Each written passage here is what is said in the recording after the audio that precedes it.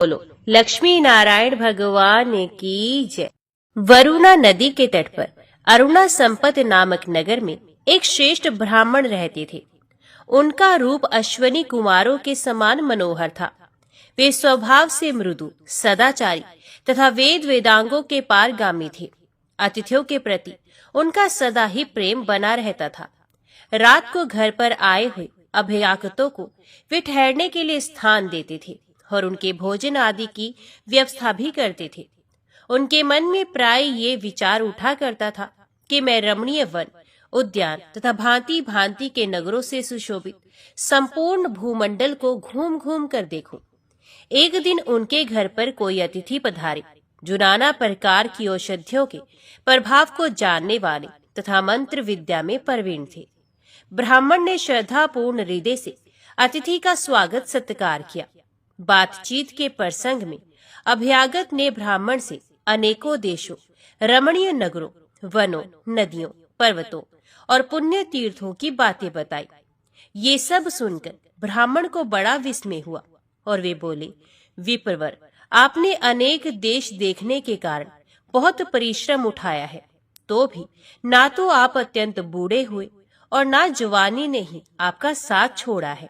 थोड़े ही समय में आप सारी पृथ्वी पर कैसे भ्रमण कर लेते हैं?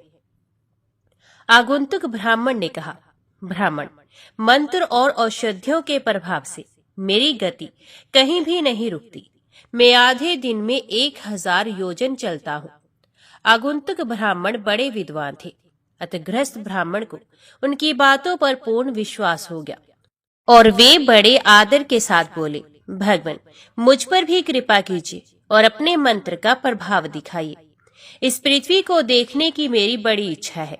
ये सुनकर उदारचित आगंतुक ब्राह्मण ने उन्हें पैर में लगाने के लिए एक लेप दिया और वे जिस दिशा को जाना चाहते थे उसे अपने मंत्र से अभिमंत्रित किया। वह लेप अपने पैरों में लगाकर ब्राह्मण देवता अनेकों झरनों से सुशोभित हिमालय पर्वत को देखने के लिए गए। उन्होंने सोचा था कि मैं आधे दिन में 1000 योजन दूर चला जाऊंगा और शेष आधे दिन में पुनः घर लौट कर आऊंगा। वे हिमालय के शिखर पर पहुंच गए, किंतु शरीर में अधिक थकावट नहीं हुई। उन्होंने वहां की पर्वतीय भूमि पर पैदल ही विचरना आरंभ कर दिया। बर्फ पर चलने के कारण उनके पैरों में लगा हुआ दिव्य औषधि का लेप धुल गया। इससे उनकी तीव्र गति कुंठित हो गई। अब वे इधर उधर घूमकर हिमालय के अत्यंत मनोहर शिखरों का अवलोकन करने लगे। वहां सिद्ध और गंधर्व रहते थे, किन्नरगण विहार करते थे तथा इधर उधर देवता आदि के क्रीड़ा विहार से वहां रमणीयता बहुत बढ़ गई थी।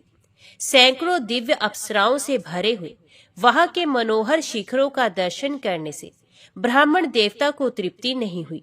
उनके शरीर में रोमांच हो आया। फिर दूसरे दिन आने का विचार करके जब वे घर जाने को उद्यत हुए तो उन्हें अपने पैरों की गति कुंठित जान पड़ी और वे सोचने लगे, अहो, यहाँ बर्फ के पानी से मेरे पैर का लेप धुल गया। इधर ये पर्वत अत्यंत दुर्गम है और अपने घर से बहुत दूर चला आया हूँ। अब तो घर पर ना पहुँच सकने के कारण मेरे अग्निहोत्र आदि नित्य कर्म की हानि होना चाहती है। यहाँ रहकर वे सब कैसे करूंगा? ये तो मेरे ऊपर बहुत बड़ा संकट आ रहा है। इस अवस्था में यदि मुझे किन्हीं तपस्वी महात्मा का दर्शन हो जाता तो घर पहुंचने के लिए मुझे कोई उपाय बताते। इस प्रकार विचार करते हुए ब्राह्मण देवता हिमालय पर विचरने लगे। चरणों की औषधि जनित शक्ति नष्ट हो जाने के कारण उन्हें बड़ी चिंता हो रही थी। इस प्रकार वहां घूमते हुए ब्राह्मण पर एक श्रेष्ठ अप्सरा की दृष्टि पड़ी, जो अपने मनोहर रूप के कारण बड़ी शोभा पा रही थी। उसका नाम वरुथनी था।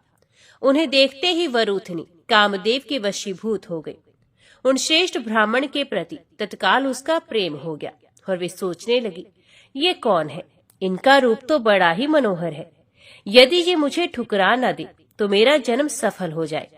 मैंने बहुत से देवता, दैत्य, सिद्ध, गंधर्व और नागों को देखा है, किंतु एक भी इन महात्मा के समान रूपवान नहीं है। जिस प्रकार इनमें मेरा अनुराग हो गया है, उसी प्रकार यदि ये भी मुझ में अनुरक्त हो जाए तो मेरा काम बन जाए।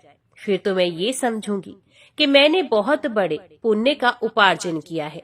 इस प्रकार चिंता करती हुई वे दिव्य लोक की सुंदरी युवती कामदेव से व्याकुल हो अत्यंत मनोहर रूप धारण किए उनके सामने उपस्थित हुई। सुंदर रूप वाली वरुथनी को देखकर ब्राह्मण कुमार स्वागत पूर्वक उसके पास गए और इस प्रकार बोले, नूतन कमल के समान कांति वाली सुंदरी, तुम कौन हो, किसकी कन्या हो और यहाँ क्या कर रही हो? मैं ब्राह्मण हूँ और अरुणासपद नगर से यहाँ आया हूँ। मेरे पैरों में दिव्य लेप लगा हुआ था जो बर्फ के जल से धुल गया है, इसलिए मैं दूर गमन की शक्ति से रहित होने के कारण यहाँ आ गया हूँ। वरुथनी बोली, ब्राह्मण मैं अप्सरा हूँ, मेरा नाम वरुथनी है। मैं इस रमणीय पर्वत पर ही सदा विचरण करती हूँ। आज आपके दर्शन से कामदेव के वशीभूत हो गई हूँ। बताइए मैं आपके किस आज्ञा का पालन करूं? इस समय सर्वथा मैं आपके अधीन हूँ। ब्राह्मण ने कहा, कल्याणी मैं जिस उपाय से अपने घर पर जा सकूं और मेरे समस्त नित्य कर्मों की हानि न हो वे मुझे बताओ। भद्रे, नित्य नैमित्तिक कर्मों का छूटना ब्राह्मण के लिए बहुत बड़ी हानि है। अति इससे बचने के लिए तुम हिमालय से मेरा उद्धार करो। ब्राह्मणों का परदेश में रहना कदापि उचित नहीं। देश देखने की उत्कंठा नहीं मुझसे ये अपराध कराया है। श्रेष्ठ ब्राह्मण अपने घर में मौजूद रहे तभी उसके समस्त कर्मों की सिद्धि होती है, और जो इस प्रकार प्रवास करता है उसके नित्य नैमित्तिक कर्मों की हानि ही होती है। अतः अब अधिक कहने की आवश्यकता नहीं। तुम ऐसी चेष्टा करो जिससे मैं सूर्यास्त के पहले ही अपने घर पर पहुंच जाऊं। वरुथनी बोली, महाभाग ऐसा ना कहिए।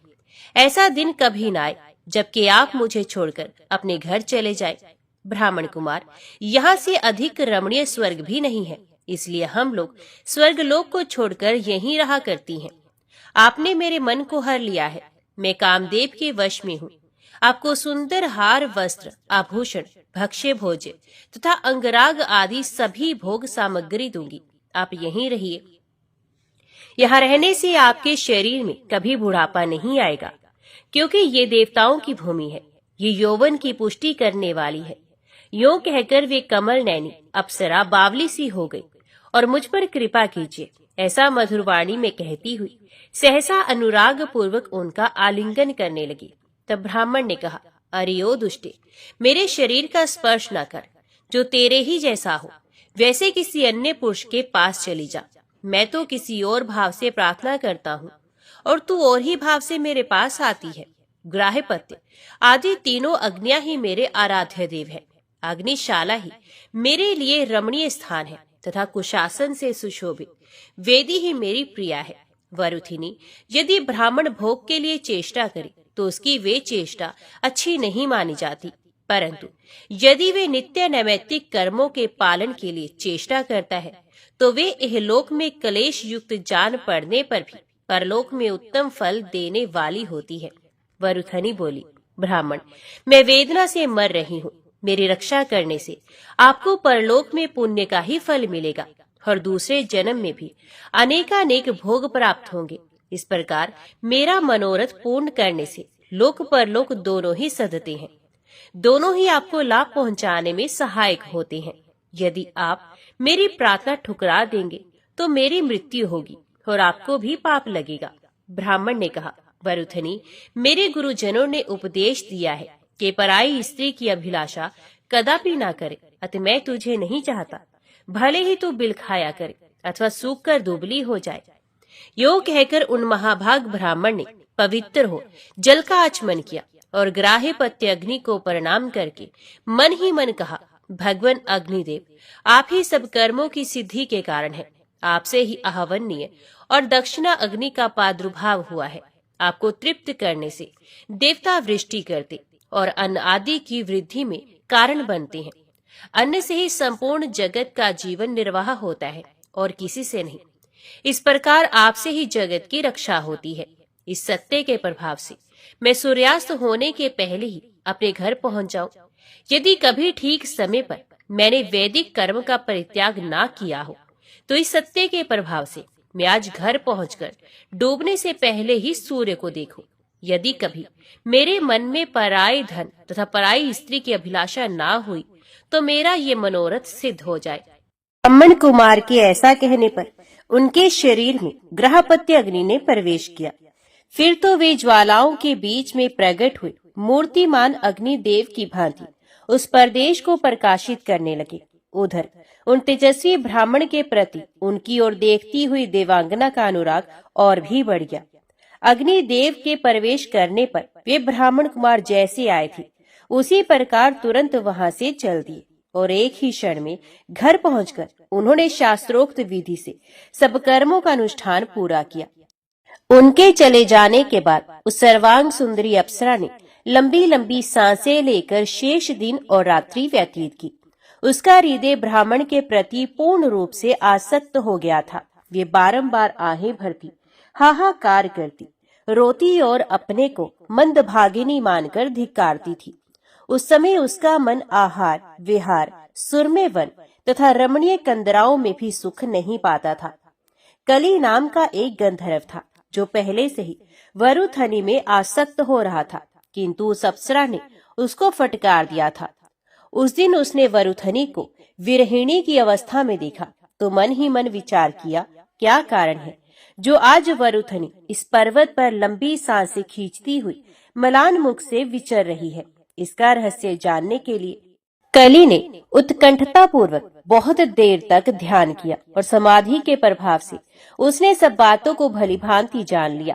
इसके बाद सोचा, अब समय बिताने की आवश्यकता नहीं। ये वरुथनी एक मनुष्य पर आसक्त हुई है, उसका रूप धारण कर लेने पर ये निश्चय ही मेरे साथ रमण करेगी, अतः इसी उपाय को कार्य में लाऊंगा। ऐसा निश्चय करके गंधर्व ने अपने प्रभाव से ब्राह्मण का रूप धारण किया और जहाँ वरुथनी बैठी थी उधर ही विचरण करने लगा। उसे देखकर उस सुंदरी के नेत्र प्रसन्नता से खिल गए। वे पास आकर बारंबार कहने लगी, ब्राह्मण प्रसन्न होइए, प्रसन्न होइए। आपके त्याग देने पर मैं अपने प्राणों का परित्याग कर दूंगी, इसमें तनिक भी संदेह नहीं। यदि ऐसा हुआ तो आपको अत्यंत कष्टदायक पाप लगेगा और आपकी संपूर्ण क्रियाएं भी नष्ट हो जाएंगी। यदि आपने मुझे अपनाया तो मेरी जीवन रक्षा से होने वाला धर्म आपको अवश्य प्राप्त होगा। कली बोला, सुंदरी क्या करूं? एक ओर तो मेरी धार्मिक क्रिया नष्ट हो रही है और दूसरी ओर तुम प्राण देने की बात कहती हो। इससे मैं संकट में पड़ गया हूँ। अच्छा, इस समय मैं तुमसे जैसा कहूँ वैसा ही करने के लिए तुम तैयार हो। तुम्हारे साथ मेरा समागम हो सकता है, अन्यथा नहीं। वरुथनी ने कहा, ब्राह्मण प्रसन्न होइए, आप जो कहेंगे वही करूंगी। इस समय आपकी प्रत्येक आज्ञा का पालन करना मेरा कर्तव्य है। कली बोला, सुंदरी संभोग के समय तुम आंखें बंद किए रहो, मेरी ओर दृष्टि ना डालो तो मेरे साथ तुम्हारा संसर्ग हो सकता है। वरुथनी ने कहा, ऐसा ही होगा, आपका कल्याण हो। आप जैसा चाहते हैं वैसा ही हो। मुझे इस समय सब प्रकार से आपकी आज्ञा के अधीन रहना है।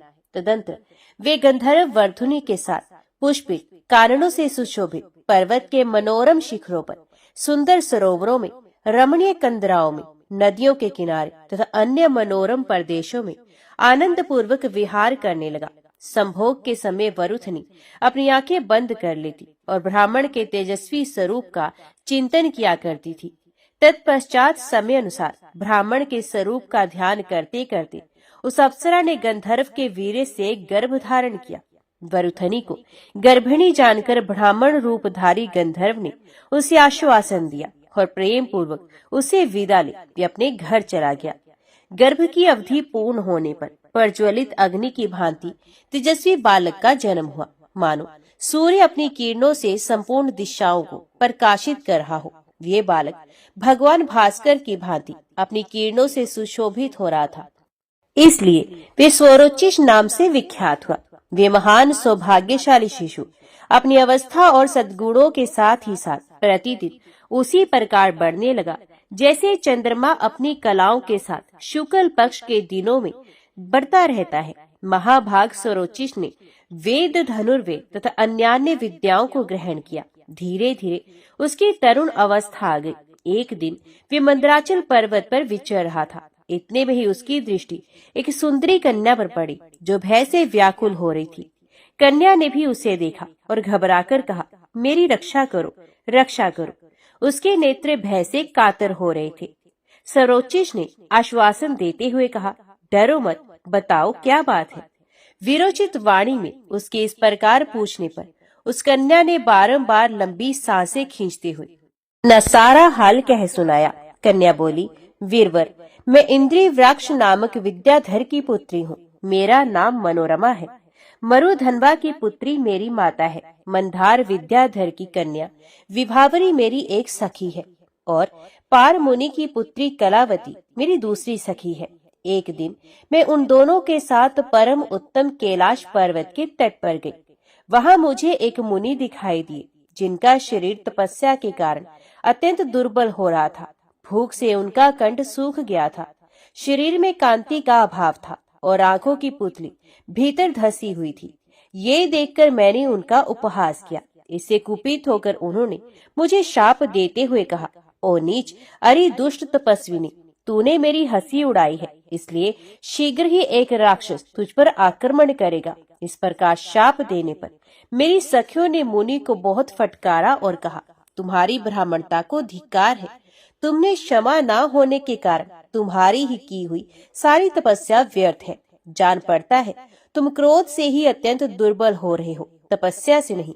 ब्राह्मण का स्वभाव तो क्षमाशील होता है। क्रोध को काबू में रखना ही तपस्या होती है। सखियों की ये बातें सुनकर उन अमित तेजस्वी साधु ने उन दोनों को भी शाप दे दिया। एक के सब अंगों में कोढ़ हो जाएगी और दूसरी क्षय रोग से ग्रस्त होगी। मुनि की बात सच हुई। मेरी सखियों को तत्काल वैसा ही रोग हो गया। इसी प्रकार मेरे पीछे पीछे एक महान राक्षस दौड़ा चला आ रहा है। वे पास ही तो गरज रहा है। क्या आपको उसकी भयंकर आवाज सुनाई नहीं दे रही? आज तीसरा दिन बीत रहा है, किंतु वे मेरा पीछा नहीं छोड़ता। महामते, मैं संपूर्ण अस्त्र शस्त्रों का हृदय जानती हूँ और वे सब आपको दिए देती हूँ। आप इस राक्षस से मेरी रक्षा कीजिए। पिनाकधारी रुद्र ने पहले ये रहस्य स्वयंभू मनु को दिया था। मनु ने वशिष्ठ जी को, वशिष्ठ जी ने मेरे नाना को और नाना ने दहेज के रूप में मेरे पिता को दिया था। मैंने बाल्यावस्था में अपने पिता से ही इसकी शिक्षा पाई थी। ये संपूर्ण अस्त्रों का हृदय है, जो समस्त शत्रुओं का संहार करने वाला है। आप इसे शीघ्र ही ग्रहण करें और ब्राह्मण के शाप से प्रेरित होकर आए हुए इस दुरात्मा को मार डालें। स्वरोचिष ने बहुत अच्छा कहकर मनोरमा की प्रार्थना स्वीकार की। फिर मनोरमा ने आचमन करके रहस्य एवं उपसंहार विधि के सहित वे संपूर्ण अस्त्रों का हृदय उन्हें दे दिया। इसी बीच में भयानक आकार वाला वे राक्षस जोर जोर से गर्जना करता हुआ शीघ्रता पूर्वक वहां पहुंचा। आते ही उसने मनोरमा को पकड़ लिया। वे बेचारी बचाओ बचाओ कहती हुई करुणामयी वाणी में विलाप करने लगी। तब स्वरोचिष को बड़ा क्रोध हुआ और उसने अत्यंत भयंकर प्रचंड अस्त्र हाथ में ले उसे धनुष पर चढ़ाकर एक टक नेत्रों से राक्षस की ओर देखा। ये सब देख निशाचर भय से व्याकुल हो उठा और मनोरमा को छोड़कर विनीत भाव से बोला, वीरवर, मुझ पर प्रसन्न होइए, इस अस्त्र को शांत कीजिए और मेरी बात सुनिए। आज आपने परम बुद्धिमान ब्रह्मा मित्र के दिए हुए अत्यंत भयंकर शाप से मेरा उद्धार कर दिया है। महाभाग, आपसे बढ़कर दूसरा कोई मेरा उपकारी नहीं है। स्वरोचिष ने पूछा, महात्मा ब्रह्ममित्र, मुनि ने तुम्हें किस कारण से और कैसा शाप दिया था? राक्षस बोला, ब्रह्ममित्र मुनि 8 अंगों से युक्त आयुर्वेद के ज्ञाता है। उन्होंने अथर्व वेद के 13वें अधिकार तक का ज्ञान प्राप्त किया है। मैं इस मनोरमा का पिता और खड्गधारी विद्याधर राज नलनाग का पुत्र इंद्रिवराक्ष हूँ। पूर्व काल में एक दिन मैंने ब्रह्ममित्र मुनि के पास जाकर प्रार्थना की, भगवान, मुझे संपूर्ण आयुर्वेद शास्त्र का ज्ञान प्रदान कीजिए। अनेकों बार विनीत भाव से प्रार्थना करने पर भी जब उन्होंने मुझे आयुर्वेद की शिक्षा नहीं दी, तब मैंने दूसरे उपाय का अवलंबन किया। जिस समय वे दूसरे विद्यार्थियों को आयुर्वेद पढ़ाती, उस समय मैं भी अदृश्य रहकर वे विद्या सीखा करता। जब शिक्षा पूरी हो गई तो मुझे बड़ा हर्ष हुआ और मैं बार बार हंसने लगा। हंसने की आवाज सुनकर मुनि मुझे पहचान गए और क्रोध से गर्दन हिलाते हुए कठोर वचनों में बोले, खोटी बुद्धि वाले विद्याधर, तूने राक्षस की भांति अदृश्य होकर उसे विद्या का अपहरण किया है और मेरी अवहेलना करके हंसी उड़ाई है, इसलिए मेरे शाप से तू राक्षस हो जा। उनके यो कहने पर मैंने प्रणाम आदि के द्वारा उन्हें प्रसन्न किया। तब वे कोमल हृदय वाले ब्राह्मण मुझसे इस प्रकार बोले, विद्याधर, मैंने जो बात कही है वे अवश्य होगी, टल नहीं सकती, किंतु तुम राक्षस होकर पुनः अपने स्वरूप को प्राप्त कर लोगे। निशाचर अवस्था में स्मरण शक्ति के नष्ट हो जाने पर क्रोध के वशीभूत हो जब तुम अपनी ही संतान को खा डालने की इच्छा करोगे, उस समय प्रचंड अस्त्र के तेज से संतप्त होने पर तुम्हें फिर से चेत हो जाएगा और पूर्वत अपने शरीर को धारण करके गंधर्व लोक में निवास करोगे। महाभाग, मैं वही हूँ। आपने महान भयदायी राक्षस देह से मेरा उद्धार किया है, तथा मेरी एक प्रार्थना स्वीकार कीजिए। मैं अपनी पुत्री मनोरमा का आपकी सेवा में दे रहा हूँ, इसे पत्नी रूप में ग्रहण करें। महामते, ब्रह्मित्र मुनि से संपूर्ण अष्टांग आयुर्वेद का जो मैंने अध्ययन किया है वे सब आपको देता हूँ, स्वीकार कीजिए। यो कहकर विद्याधर ने अपने पूर्व रूप को धारण कर लिया।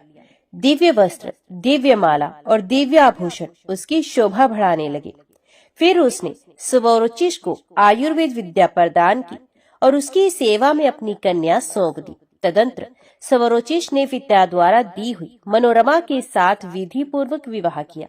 इसके बाद इंद्रिवकाक्ष पुत्री को सांत्वना थी, दिव्य गति से अपने लोक को चला गया। फिर स्वरोचिष अपनी सुंदरी पत्नी के साथ उस उद्यान में गया जहाँ उसकी दोनों सखियां मुनि के शापवश रोग से व्याकुल थी। अब वे आयुर्वेद के तत्वों का ज्ञाता हो चुका था, अतः रोग नाशक औषधों और रसों का प्रयोग करके उसने उन दोनों को रोग मुक्त कर दिया। व्याधि से छुटकारा पाने पर वे दोनों सुंदरी कन्याएं अपने शरीर की दिव्य कांति से हिमालय पर्वत के उस रम्य प्रदेश को प्रकाशित करने लगी। इस प्रकार रोग मुक्त हुई कन्याओं में से एक ने स्वरोचिष से प्रसन्नता पूर्वक कहा, प्रभु, मेरी बात सुनिए। मैं मंदार विद्याधर की पुत्री हूँ।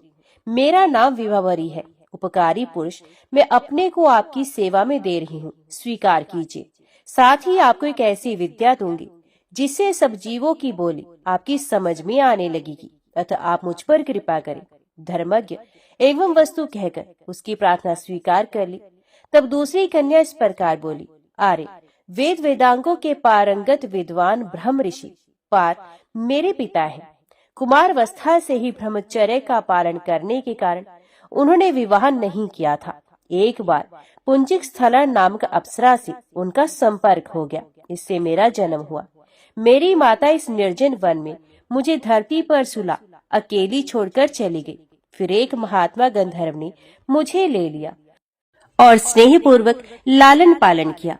एक बार देव शत्रु अली ने मेरे पालक पिता से मुझे मांगा, किंतु उन्होंने देने से इनकार कर दिया। तब उस राक्षस ने सोए हुए मेरे पिता को मार डाला। इस दुर्घटना से मुझे बड़ा दुख हुआ और मैं आत्महत्या करने को तैयार हो गई। उस समय भगवान शंकर की धर्मपत्नी सत्यवादिनी सती देवी ने मुझे ऐसा करने से रोका और कहा, सुंदरी, तू शोक मत कर। महाभाग स्वरोचिष तेरे पति होंगे, उनका पुत्र मनु होगा। सब प्रकार की निधियां आदर पूर्वक तेरी आज्ञा का पालन करेंगी और तुझे इच्छा अनुसार धन देंगी। वत्से, जिस विद्या के प्रभाव से तुझे वे निधियां प्राप्त होंगी उसे तू मुझसे ग्रहण कर। ये महापद्म पूजित पद्मिनी नाम की विद्या है।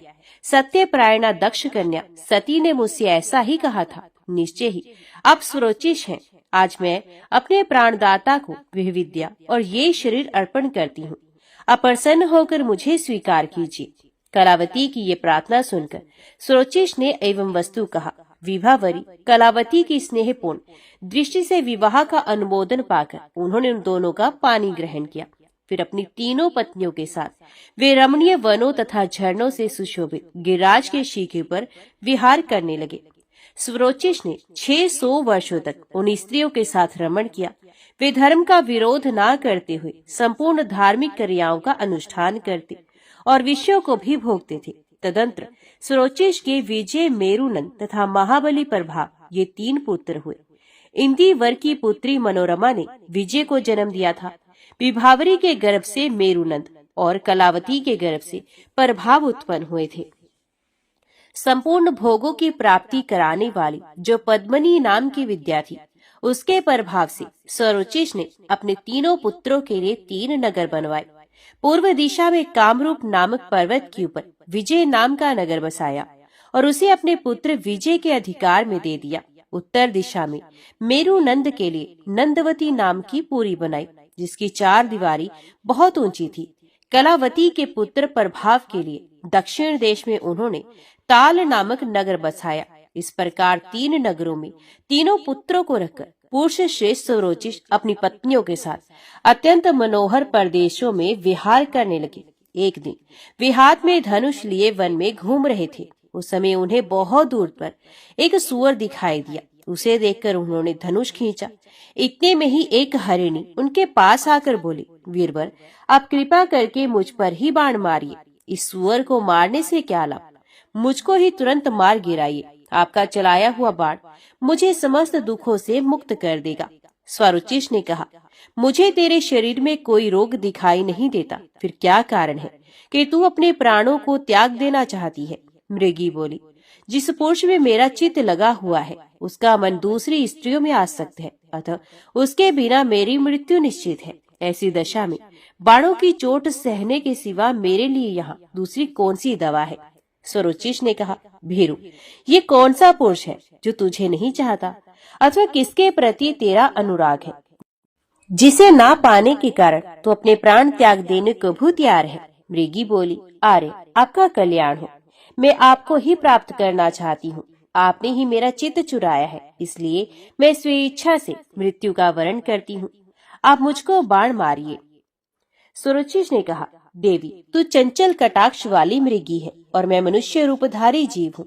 फिर मेरे जैसे पुरुष का तेरे साथ किस प्रकार संयोग होगा? मृगी बोली, यदि मुझ में आपका चित्त अनुरक्त हो तो मेरा आलिंगन कीजिए। यदि आपका हृदय शुद्ध होता तो मैं आपकी इच्छा के अनुसार कार्य करूंगी, और इतने से ही मैं ये समझूंगी कि आपने मेरा बड़ा आदर किया। तब स्वरोचिष ने उस हरिणी का आलिंगन किया। फिर तो वे तत्काल दिव्य रूप धारिणी देवी के रूप में प्रकट हो गई। ये देख स्वरोचिष को बड़ा विस्मय हुआ। उन्होंने पूछा, तुम कौन हो? और वे प्रेम से और लज्जा से कुंठित वाणी में बोली, महामते, मैं इस वन की देवी हूँ। देवताओं के प्रार्थना करने पर मैं आपकी सेवा में आई हूँ। आप मेरे गर्भ से मनु को उत्पन्न कीजिए। वन देवी के यो कहने पर स्वरोचिष ने उसके गर्भ से तत्काल ही अपने जैसा तेजस्वी पुत्र उत्पन्न किया, जो समस्त शुभ लक्षणों से सुशोभित था। उसके जन्म लेते ही देवताओं के यहाँ बाजे बजने लगे, गंधर्वराज गाने लगे और अप्सराएं नाचने लगी। नाग और तपस्वी ऋषि जल के छींटों से उस बालक का अभिषेक करने लगे। देवताओं ने उसके ऊपर चारों ओर से फूलों की वृष्टि की। उसके तेज को देखकर पिता ने उसका नाम द्युति मान रखा, क्योंकि उसकी द्युति से संपूर्ण दिशाएं प्रकाशित हो रही थी। वे महान, बलवान और अत्यंत पराक्रमी था।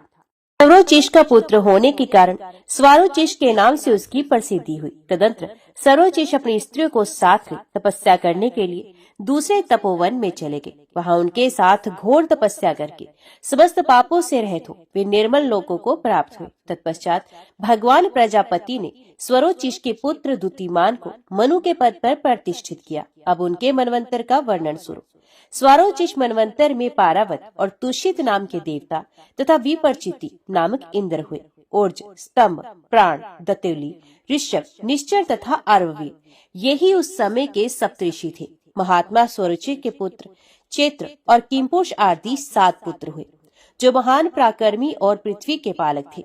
जब तक स्वरोचिष मनवंतर था तब तक उन्हीं के वंश में उत्पन्न हुए राजाओं ने सारी पृथ्वी का राज्य भोगा। उनका मनवंतर द्वितीय कहलाता है। स्वरोचिष और स्वरोचिष के जन्म और चरित्र का श्रवण करके श्रद्धालु मनुष्य सब पापों से मुक्त हो जाता है। सब प्रेम से बोलो, लक्ष्मी नारायण भगवान की जय, राधा कृष्ण भगवान की जय। सूत जी कहते हैं, पश्चिम समुद्र के तट पर द्वारका नाम से प्रसिद्ध एक नगरी है। वहाँ योग शास्त्र के ज्ञाता एक ब्राह्मण देवता सदा निवास करते थे। उनका नाम था शिव शर्मा। वे वेद शास्त्रों के अच्छे विद्वान थे। उनके 5 पुत्र हुए, जिन्हें शास्त्रों का पूर्ण ज्ञान था। उनके नाम इस प्रकार है, यज्ञ शर्मा, वेद शर्मा, धर्म शर्मा, विष्णु शर्मा तथा सोम शर्मा। ये सभी पिता के भक्त थे। द्विज श्रेष्ठ शिव शर्मा ने उनकी भक्ति देखकर सोचा, पितृ भक्त पुरुषों के हृदय में जो भाव होना चाहिए वे मेरे इन पुत्रों के हृदय में है या नहीं, इस बात को बुद्धि पूर्वक परीक्षा करके जानने का प्रयत्न करूं। शिव शर्मा ब्रह्मवेत्ताओं में श्रेष्ठ थे, उन्हें उपाय का ज्ञान था। उन्होंने माया द्वारा अपने पुत्रों के सामने एक घटना उपस्थित की। पुत्रों ने देखा उनकी माता महान ज्वर रोग से पीड़ित होकर मृत्यु को प्राप्त हो गई। तब वे पिता के पास जाकर बोले, तात, हमारी माता अपने शरीर का परित्याग करके चली गई, अब उसके विषय में आप हमें क्या आज्ञा देते हैं। द्विश्रेष्ठ शिव शर्मा ने अपने भक्ति परायण ज्येष्ठ पुत्र यज्ञ शर्मा को संबोधित करके कहा, बेटा, इस तीखे हथियार से अपनी माता के सारे अंगों को टुकड़े टुकड़े करके इधर उधर फेंक दो। पुत्र ने पिता की आज्ञा के अनुसार ही कार्य किया। पिता ने भी ये बात सुनी। उसी से उन्हें उस पुत्र की भक्ति के विषय में पूर्ण निश्चय हो गया। अब उन्होंने दूसरे पुत्र की पितृ भक्ति जानने का निश्चय किया और वेद शर्मा के पास जाकर कहा, बेटा, मैं स्त्री के बिना नहीं रह सकता, तुम मेरी आज्ञा मानकर जाओ और समस्त सौभाग्य संपत्ति से युक्त जो स्त्री मैंने देखी है उसे मेरे लिए यहाँ बुला लाओ। पिता के ऐसा कहने पर वेद शर्मा बोले, मैं आपका प्रिय कार्य करूंगा। यूं कहकर वे पिता को प्रणाम करके चले गए और उस स्त्री के पास पहुंचकर बोले, देवी, मेरे पिता तुम्हारे लिए प्रार्थना करते हैं। यद्यपि वे वृद्ध हैं, तथापि तुम मेरे अनुरोध से उन पर कृपा करके उनके अनुकूल हो जाओ। वेद शर्मा की ऐसी बात सुनकर माया से प्रकट हुई उस स्त्री ने कहा, ब्राह्मण, तुम्हारे पिता बुढ़ापे से कष्ट पा रहे हैं, अतः मैं कदापि उन्हें पति बनाना नहीं चाहती। उन्हें खांसी का रोग है, उनके मुंह में कफ भरा रहता है। इस समय दूसरी बीमारियों ने भी उन्हें पकड़ रखा है। रोग के कारण वे शिथिल एवं आर्त हो गए हैं, अतः मुझे उनका समागम नहीं चाहिए। मैं तुम्हारे साथ रमण करना चाहती हूँ, तुम्हारा प्रिय कार्य करूंगी। तुम दिव्य लक्षणों से संपन्न, दिव्य रूपधारी तथा महान तेजस्वी हो, अतः मैं तुम्ही को पाना चाहती हूँ। मानद, उस बूढ़े को लेकर क्या करोगे? मेरे शरीर का उपभोग करने से तुम्हें समस्त दुर्लभ सुखों की प्राप्ति होगी। विप्रवर, तुम्हें जिस जिस वस्तु की इच्छा होगी वे सब ला दूंगी, इसमें तनिक भी संदेह नहीं है। वे महान पाप पूर्ण अप्रिय वचन सुनकर वेद शर्मा ने कहा, देवी, तुम्हारा वचन अधर्म युक्त, पाप मिश्रित और अनुचित है। मैं पिता का भक्त और निरपराध हूँ, मुझसे ऐसी बात ना कहो। शुभ है, मैं पिता के लिए ही यहाँ आया हूँ और उन्हीं के लिए तुमसे प्रार्थना करता हूँ।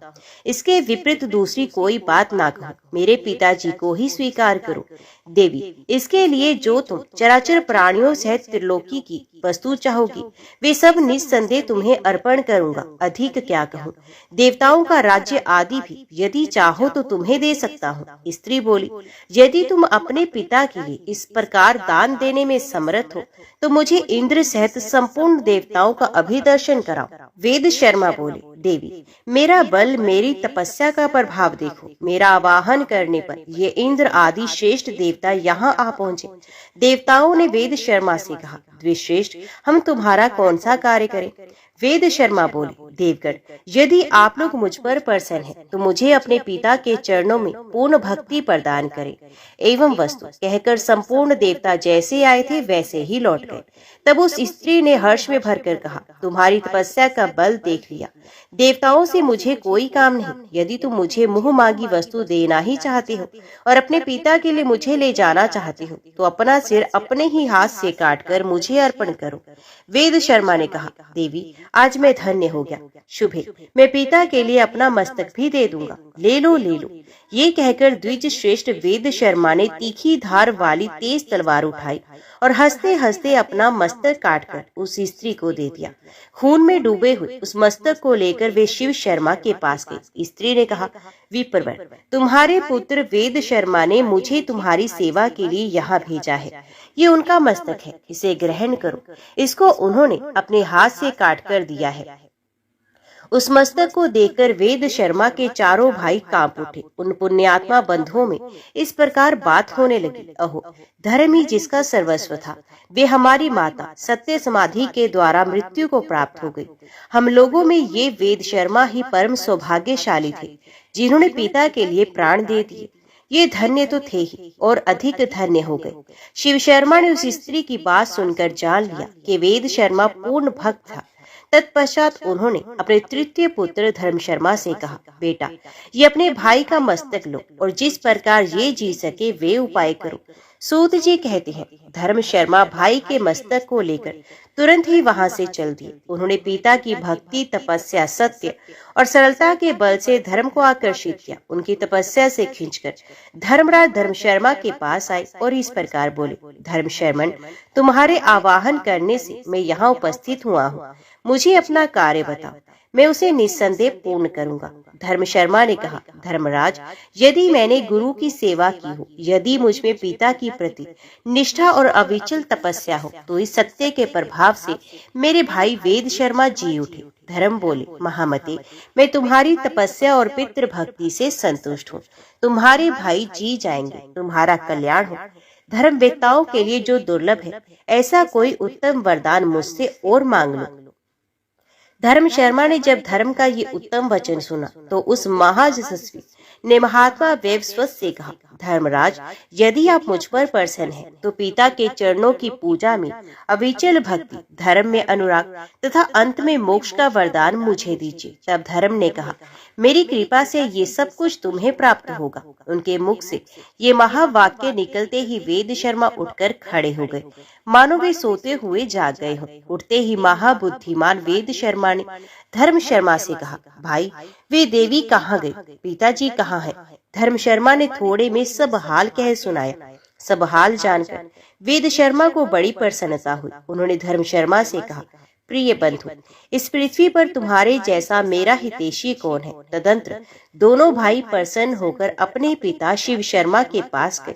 उस समय धर्म शर्मा ने तेजस्वी पिता से कहा, महाभाग, आज मैंने आपके पुत्र वेद शर्मा को मस्तक और जीवन के साथ यहाँ ला दिया है, आप इन्हें स्वीकार कीजिए। तदंतर शिव शर्मा ने विनीत भाव से सामने खड़े हुए चौथे पुत्र महामती विष्णु शर्मा से कहा, बेटा, मेरा कहना करो, आज ही इंद्रलोक को जाओ और वहां से अमृत ले आओ। मैं अपनी इस प्रियतमा के साथ इस समय अमृत पीना चाहता हूँ, क्योंकि अमृत सब रोगों को दूर करने वाला है। महात्मा पिता का ये वचन सुनकर विष्णु शर्मा ने उनसे कहा, पिताजी, मैं आपके कथन अनुसार सब कार्य करूंगा। ये कहकर परम बुद्धिमान धर्मात्मा विष्णु शर्मा ने पिता को प्रणाम किया और उनकी प्रदक्षिणा करके अपने महान बल, तपस्या के प्रभाव से, नियम के प्रभाव से आकाश मार्ग द्वारा इंद्रलोक की यात्रा की। अंतरिक्ष मार्ग से जब वे आकाश के भीतर घुसे, तब देवराज इंद्र ने उन्हें देखा और उनका उद्देश्य जानकर उसमें विघ्न डालना आरंभ किया। उन्होंने मेनका से कहा, सुंदरी, मेरी आज्ञा से शीघ्रता पूर्वक जाओ और विप्रवर विष्णु शर्मा के कार्य में बाधा डालो। देवराज की आज्ञा पाकर मेनका बड़ी उतावली के साथ चली। उसका सुंदर रूप था और वे सब प्रकार के आभूषणों से विभूषित थी। नंदन वन के भीतर पहुंचकर वे झूले में जा बैठी और मधुर स्वर से गीत गाने लगी। उसका संगीत वीणा के स्वर के समान था। विष्णु शर्मा ने उसे देखा और उसके मनोभाव को समझ लिया। उन्होंने सोचा, ये एक बहुत बड़े विघ्न के रूप में उपस्थित हुई है। इंद्र ने इसे भेजा है, ये मेरी भलाई नहीं कर सकती। ये विचार कर वे शीघ्रता पूर्वक आगे बढ़ गए। मेनका ने उन्हें जाते देखा और पूछा, महामती, कहाँ जाओगे? विष्णु शर्मा बोले, मैं पिता के कार्य से इंद्रलोक में जाऊंगा। वहां पहुंचने के लिए मुझे बड़ी जल्दी है। मेनका ने कहा, विप्रवर, मैं कामदेव के बाणों से घायल होकर इस समय तुम्हारी शरण में आई हूँ। यदि धर्म का पालन करना चाहते हो तो मेरी रक्षा करो। विष्णु शर्मा बोले, सुमुखी, मुझे देवराज का सारा चरित्र मालूम है। तुम्हारे मन में क्या है ये भी मुझसे छिपा नहीं। तुम्हारे तेज और रूप से विश्वामित्र आदि दूसरे लोग ही मोहित होते होंगे। मैं शिव शर्मा का पुत्र हूँ, मुझ पर तुम्हारा जादू नहीं चल सकता। अब ले, मैं योग सिद्धि को प्राप्त हूँ, तपस्या से सिद्ध हो चुका हूँ। काम आदि बड़े बड़े दोषों को मैंने पहले ही जीत लिया है। तुम किसी दूसरे पुरुष का आश्रय लो, मैं इंद्रलोक को जा रहा हूँ। यूं कहकर द्विज श्रेष्ठ विष्णु शर्मा शीघ्रता पूर्वक चले गए। मेनका का प्रयत्न निष्फल हुआ। देवराज के पूछने पर उसने सब कुछ बता दिया। तब इंद्र ने बारंबार विघ्न उपस्थित किया, किंतु महायशस्वी ब्राह्मण ने अपने तेज से उन सब विघ्नों का नाश कर दिया। उनके उपस्थित किए हुए भयंकर विघ्नों का विचार करके महातेजस्वी विष्णु शर्मा को बड़ा क्रोध हुआ। उन्होंने सोचा, मैं इंद्रलोक से इंद्र को गिरा दूंगा और देवताओं की रक्षा के लिए दूसरा इंद्र बनाऊंगा। वे इस प्रकार विचार कर ही रहे थे कि देवराज इंद्र वहां आ पहुंचे और बोले, महाप्राज्ञ विप्र, तपस्या, नियम, इंद्रिय संयम, सत्य और शौच के द्वारा तुम्हारी समानता करने वाला दूसरा कोई नहीं। तुम्हारी इस पितृ भक्ति से मैं देवताओं सहित परास्त हो गया। साधु श्रेष्ठ, तुम मेरे सारे अपराध क्षमा करो और मुझसे कोई वर मांगो, तुम्हारा कल्याण हो। तुम्हारे मांगने पर मैं दुर्लभ से दुर्लभ वर भी दे दूंगा। ये सुनकर विष्णु शर्मा ने देवराज से कहा, आपको महात्मा ब्राह्मणों के तेज का विनाश करने की कभी चेष्टा नहीं करनी चाहिए, क्योंकि यदि श्रेष्ठ ब्राह्मण क्रोध में भर जाए तो समस्त पुत्र पौत्रों के साथ अपराधी व्यक्ति का संहार कर सकते हैं। इसमें तनिक भी संदेह नहीं। यदि आप इस समय यहाँ न आए होते तो मैं अपनी तपस्या के प्रभाव से आपके इस उत्तम राज्य को छीन कर किसी दूसरे को दे डालने का विचार कर चुका था। मेरी आंखें क्रोध से लाल हो रही थी, किंतु आपके आने से मेरा भाव बदल गया। देवेंद्र, आप आकर मुझे वर देना चाहते हैं तो अमृत दीजिए, साथ ही पिता के चरणों में अविचल भक्ति प्रदान कीजिए। इस प्रकार बातचीत होने पर इंद्र ने प्रसन्न चित से ब्राह्मण को अमृत से भरा घड़ा ला कर दिया तथा वरदान देते हुए कहा, विप्रवर, अपने पिता के प्रति तुम्हारे हृदय में सदा अविचल भक्ति बनी रहे। यूं कहकर इंद्र ने ब्राह्मण को विदा किया। तदंतर विष्णु शर्मा अपने पिता के पास जाकर बोले, तात, मैं इंद्र के यहाँ से अमृत ले आया हूँ, इसका सेवन करके आप सदा के लिए निरोग हो जाइए। शिव शर्मा पुत्र की ये बात सुनकर बहुत संतुष्ट हुए और सब पुत्रों को बुलाकर कहने लगे, तुम सब लोग पितृ भक्ति से युक्त और मेरी आज्ञा के पालक हो, अतः प्रसन्नता पूर्वक मुझसे कोई वर मांगो। इस भूतल पर जो दुर्लभ वस्तु होगी वे भी तुम्हें मिल जाएगी। पिता की ये बात सुनकर वे सभी पुत्र एक दूसरे की ओर देखते हुए उनसे बोले, सुव्रत, आपकी कृपा से हमारी माता जो यमलोक को चली गई है वो जी जाए। शिव शर्मा ने कहा, पुत्रों, तुम्हारी मरी हुई पुत्र वत्सला माता अभी जीवित होकर हर्ष में भरी हुई यहाँ आएंगी, इसमें तनिक भी संदेह नहीं। ऋषि शिव शर्मा के मुख से ये शुभ वाक्य निकलते ही उन पुत्रों की माता हर्ष में भरी हुई वहां आ पहुंची और बोली, मेरे सौभाग्यशाली पुत्रों, इसलिए संसार में पुण्यात्मा स्त्रियां पुण्य साधक पुत्र की इच्छा करती हैं, जिसका कुल के अनुरूप आचरण हो, जो अपने कुल का आधार तथा माता पिता को तारने वाला हो। ऐसे उत्तम पुत्र को कोई भी स्त्री पुण्य के बिना कैसे पा सकती है। ना जाने मैंने कैसे कैसे पुण्य किए थे, जिनके फलस्वरूप ये धर्मपरायण, धर्मात्मा, धर्मवत्सल तथा अत्यंत पुण्य भागी महात्मा मुझे पति रूप में प्राप्त हुए। मेरे सभी पुत्र पितृ भक्ति में रत हैं। इससे बढ़कर प्रसन्नता की बात और क्या होगी। अहो, संसार में पुण्य के ही बल से उत्तम पुत्र की प्राप्ति होती है। मुझे 5 पुत्र प्राप्त हुए हैं, जिनका हृदय विशाल है तथा जिनमें एक से एक बढ़कर है। मेरे सभी पुत्र यज्ञ करने वाले, पुण्य आत्मा, तपस्वी, तेजस्वी और पराक्रमी है। इस प्रकार माता के कहने पर पुत्रों को बड़ा हर्ष हुआ और वे अपनी माता को प्रणाम करके बोले, माँ, अच्छे माता पिता की प्राप्ति बड़े पुण्य से होती है। तुम सदा पुण्य कर्म करती रहो। हमारे बड़े भाग्य थे जो तुम हमें माता के रूप में प्राप्त हुई, जिनके गर्भ में आकर हम लोग उत्तम पुण्यों में वृद्धि को प्राप्त हुए। हमारी यही अभिलाषा है, प्रत्येक जन्म में तुम ही हमारी माता और यही हमारे पिता हो। पिता बोले, पुत्रों, तुम लोग मुझसे कोई परम उत्तम और पुण्यदायक वरदान मांगो। मेरे संतुष्ट होने पर तुम लोग अक्षय लोकों का उपभोग कर सकते हो। पुत्रों ने कहा, पिताजी, यदि आप हम पर प्रसन्न हैं और वर देना चाहते हैं तो हमें भगवान श्री विष्णु के गोलोक धाम में भेज दीजिए, जहाँ किसी प्रकार की चिंता और व्याधि नहीं फटकने पाती। पिता बोले, पुत्रों, तुम लोग सर्वथा निष्पाप हो, इसलिए मेरे प्रसाद, तपस्या और इस पितृ भक्ति के बल से वैष्णव धाम को जाओ। महर्षि शिव शर्मा के ये उत्तम वचन कहते ही भगवान श्री विष्णु अपने हाथ में शंख, चक्र, गदा और पद्म धारण किए गरुड़ पर सवार हो वहां आ पहुंचे और पुत्रों सहित शिव शर्मा से बारंबार कहने लगे, विप्रवर, पुत्रों सहित तुमने भक्ति के बल से मुझे अपने वश में कर लिया है, अतः इन पुण्यात्मा पुत्रों तथा पति के साथ रहने की इच्छा वाली इस पुण्यमयी पत्नी को साथ लेकर तुम मेरे परम धाम को चलो। शिव शर्मा ने कहा, भगवान, ये मेरे चारों पुत्र ही इस समय परम उत्तम वैष्णव धाम में चले। मैं पत्नी के साथ अभी भूलोक में ही कुछ काल व्यतीत करना चाहता हूँ। मेरे साथ मेरा कनिष्ठ पुत्र सोम शर्मा भी रहेगा। सत्यभाषी महर्षि शिव शर्मा के योग कहने पर देवेश्वर भगवान श्री विष्णु ने उनके 4 पुत्रों से कहा, तुम लोग दाह और परले से रहते मोक्षदायक गोलोक धाम को चलो। भगवान के इतना कहते ही उन चारों सत्य तेजस्वी ब्राह्मणों का तत्काल विष्णु के समान रूप हो गया। उनके शरीर का श्याम वर्ण इंद्र नीलमणि के समान शोभा पाने लगा। इनके हाथों में शंख चक्र गदा और पद्म सुशोभित होने लगे। वे विष्णु रूपधारी महान तेजस्वी द्विज पितृ भक्ति के प्रभाव से विष्णु धाम को प्राप्त हो गए। तो बोलो, लक्ष्मी नारायण भगवान की जय, राधा कृष्ण भगवान की जय। अभी श्रवण कीजिए श्रीमद् भागवत गीता के 4थे अध्याय का महात्म्य। श्री भगवान कहते हैं, प्रिय, अब मैं 4थे अध्याय का महात्म्य बताता हूँ, सुनो। भागीरथी के तट पर वाराणसी नाम की एक पुरी है। वहाँ विश्वनाथ जी के मंदिर में भरत नाम के एक योगनिष्ठ महात्मा रहते थे, जो प्रतिदिन आत्म चिंतन में तत्पर हो आदर पूर्वक गीता के 4th अध्याय का पाठ किया करते थे। उसके अभ्यास से उनका अंतकरण निर्मल हो गया था। वे शीत उष्ण आदि द्वंद्वों से कभी व्यथित नहीं होते थे। एक समय की बात है, वे तपोधन नगर की सीमा में स्थित देवताओं का दर्शन करने की इच्छा से भ्रमण करते हुए नगर से बाहर निकल आए।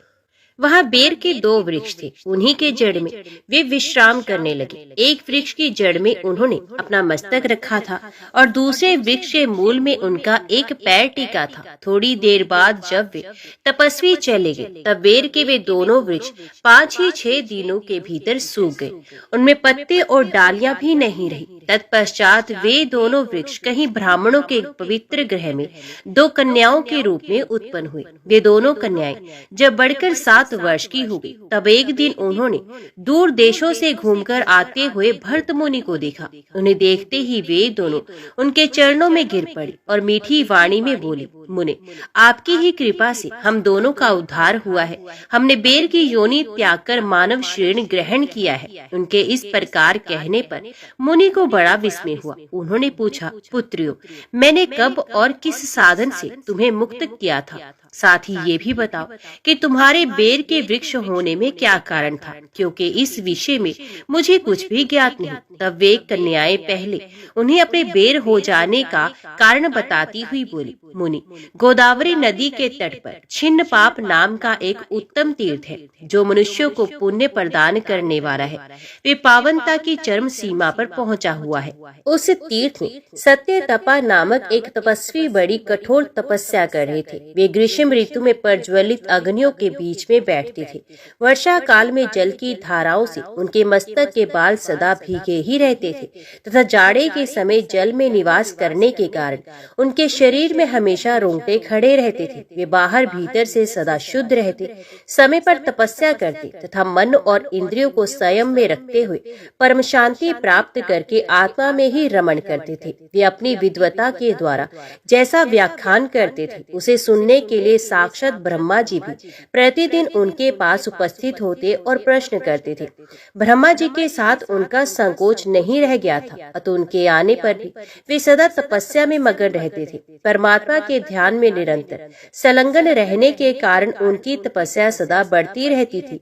सत्य तपा को जीवन मुक्त के समान मानकर इंद्र को अपने समृद्धिशाली पद के संबंध में कुछ भय हुआ। तब उन्होंने उनकी तपस्या में सैकड़ों विघ्न डालने आरंभ किए। अप्सराओं के समुदाय से हम दोनों को बुलाकर इंद्र ने इस प्रकार आदेश दिया, तुम दोनों उस तपस्वी की तपस्या में विघ्न डालो, जो मुझे इंद्र पद से हटाकर स्वयं स्वर्ग का राज्य भोगना चाहता है। इंद्र का ये आदेश पाकर हम दोनों उनके सामने से चलकर गोदावरी के तीर पर जहाँ वे मुनि तपस्या करते थे वहाँ आई। वहाँ मंद एवं गंभीर स्वर से बजते हुए मृदंग तथा मधुर वेणुनाद के साथ हम दोनों ने अन्य अप्सराओं सहित मधुर स्वर में गाना आरंभ किया। इतना ही नहीं, उन योगी महात्मा को वश में करने के लिए हम लोग स्वर, ताल और लय के साथ नृत्य भी करने लगे। बीच बीच में जरा जरा सा अंचल खिसकने पर उन्हें हमारी छाती भी दिख जाती थी। हम दोनों की उन्मत्त गति काम भाव का उद्दीपन करने वाली थी, किंतु उसने उन निर्विकार चित्त वाले महात्मा के मन में क्रोध का संचार कर दिया। तब उन्होंने हाथ से जल छोड़कर हमें क्रोध पूर्वक शाप दिया, अरे तुम दोनों गंगा जी के तट पर बेर के वृक्ष हो जाओ। ये सुनकर हम लोगों ने बड़ी विनय के साथ कहा, महात्मन, हम दोनों पराधीन थी, अतः हमारे द्वारा जो दुष्कर्म बन गया है उसे आप क्षमा करें।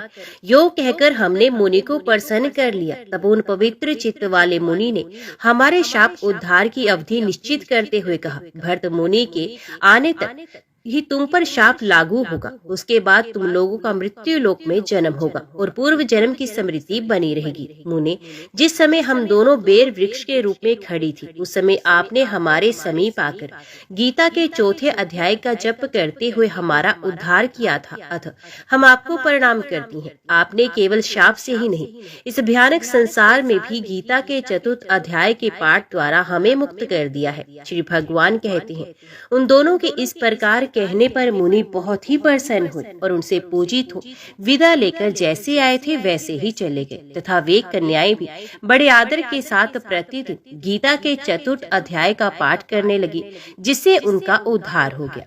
ओम नमो भगवते वासुदेवाय नमः। जय श्री राधे कृष्णा। आज की वीडियो में इतना ही। उम्मीद करती हूँ वीडियो आपको पसंद आई होगी। वीडियो पसंद आई हो तो वीडियो को लाइक और चैनल को सब्सक्राइब जरूर कीजिएगा। जय श्री हरि लिखकर कमेंट बॉक्स में अपनी हाजिरी और अपने सुझाव देना ना भूलेगा। तो मिलते हैं अगली कथा अगली वीडियो के साथ।